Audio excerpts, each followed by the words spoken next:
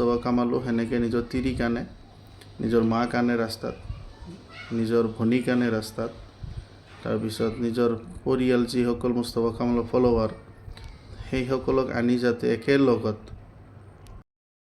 আসসালামু আলাইকুম ওৰহমাতুল্লাহি ওয়াবাৰাকাতুহু। প্ৰিয় বন্ধুসকল, আজি কিছুদিনেদি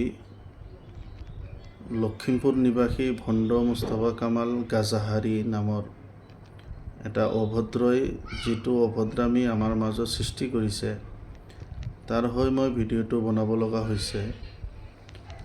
মই বেয়াকৈ ক'বলৈ বিচৰা নাই, কিয়নো সি নিজে বেয়া হৈ আছে, সি খাৰিজ ইছলাম হৈ আছে।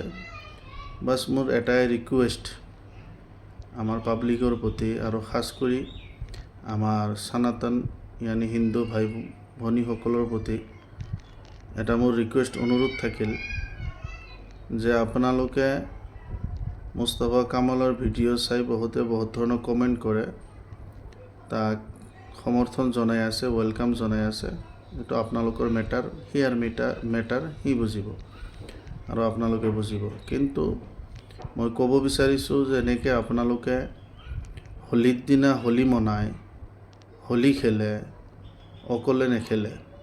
আপোনালোকে ঘৰৰ পৰিয়াল, আপোনালোকৰ মা ভনীসকলক লগত লৈ, বন্ধু বান্ধৱসকলক লগত লৈ, তাৰপিছত আপোনালোকৰ ভাই ভনী ৰিষ্টেদাৰ বংশ পৰিয়াল চবে একলগ হৈ হাল্লা চিল্লা কৰি চাৰিওফালে আপোনালোকে হোলী কৰি ফুৰে।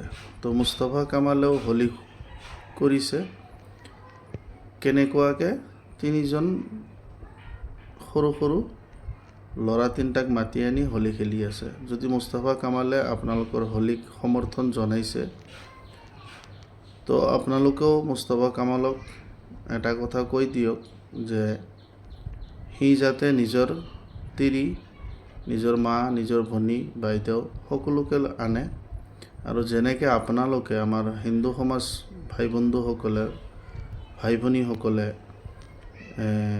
হোলী খেলে, হোলী মনায়, মুস্তাফা কামালৰো কৰ্তব্য হৈ আছে যাতে মোৰ হোলী খেলে, সিও যাতে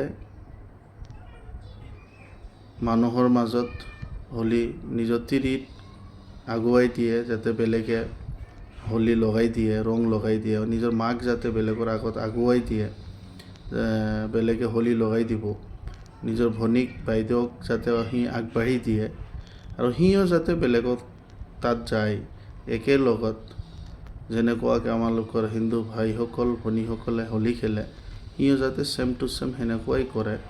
আপোনালোকে মুস্তাফা কামালক ইনভাইট কৰক যে তুমি যেনেকুৱাকৈ সমৰ্থন কৰিছা, হয় আমি মানিছোঁ, কিন্তু তোমাৰ তিৰি, তোমাৰ মা, তোমাৰ ভনী আমাৰ মাজত আহিব লাগিব। আমি যেনেকৈ খেলি আছোঁ, তোমাৰ মা, তোমাৰ ভনী, তোমাৰ তিৰি, তোমাৰ বাইদেউ সকলোৱে এনেকুৱাকৈ হোলী খেলিব লাগিব, যেনেকুৱাকৈ আমি খেলোঁ। আৰু আমাৰ অসমবাসী মমিন মুছলমানসকলক মই অনুৰোধ জনাওঁ যে এই ভণ্ড গাজাহাৰীৰ কথাত আপোনালোকে নিজে পগলা নহ'ব, কিয়নো সি এটা পগলা হয়, সিয়াৰ দিমাগ কাম নকৰে, সিয়াৰ বুদ্ধি নাই, সি এটা অভদ্ৰ হয়, ভণ্ড হয়। আৰু সি যেনেকুৱাকৈ আমালোকৰ চৰকাৰ আলা হজৰতক গালি দিছে, ইয়াৰ পিছততো মই বুজি পাইছোঁ সি ইলিমৰ আইনটোও শিকা নাই। ইলিমৰ আইন লাম মিম যিটো তিনিটা শব্দ আছে, তাৰ আইনটোৰ বিষয়ে সি নাজানে, জ্ঞান নাই। চৰকাৰ আলা হজৰতৰ বিষয়ে যিটো অভদ্ৰামী সি কৰিছে, ইয়াৰ কাৰণে মই মুমিন মুছলমান অনুৰোধ জনাম যে সি এটা কাফিৰ হয়। আমাৰ উলামা আহলে সুন্নতৰ তৰফৰ পৰা সিয়াক কাফিৰৰ ফতৱা অলৰেডি দিয়া হৈছে। গোটেই উলামা কেৰামসকলে আপোনালোকে সিয়াৰ কথাত কোনো দিন নিজক বা নিজৰ পৰিয়ালক বেলেগ পিনে নল'ব, নহ'লে সি জাহান্নামত যাব, সিয়াৰ লগতো আপুনিও জাহান্নামত যাব যদি সিয়াক আপোনালোকে সমৰ্থন কৰে। নবী পাক সাল্লাল্লাহু তাআলা সাল্লামৰ হাদিছ আহিছে, মান তাশাব্বাহা বিকৌমিন ফাহুৱা মিনহুম, যিয়ে যাৰ লগত ভালোবাসা তাৰ লগত হাসৰ নসৰ হ'ব। তো মুস্তাফা কামালে সিহঁতক ভাল পাইছে, সিহঁতৰ লগতে হাসৰ হ'ব।